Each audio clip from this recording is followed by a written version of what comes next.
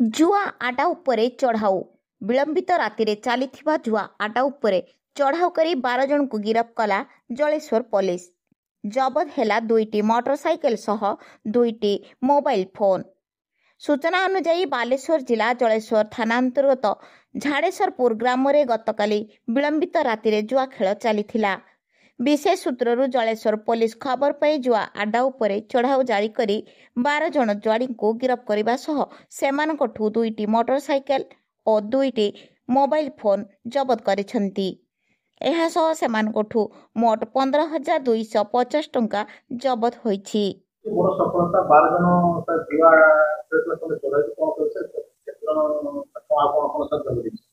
काली आम विलंबित राति नाइट पेट्रोलिंग करता समय मु थाना स्टाफ आईसी जाऊ वन स्टाफ माने रेड कलु गोटे विश्वस्त खबर पाई झाड़ेश्वरपुर डिस्ट्रिक्ट रेड कलु और 12 जन जुआड़ी को धरचु 9टी मोटरसाइकेल 15,250 टंका सीज कर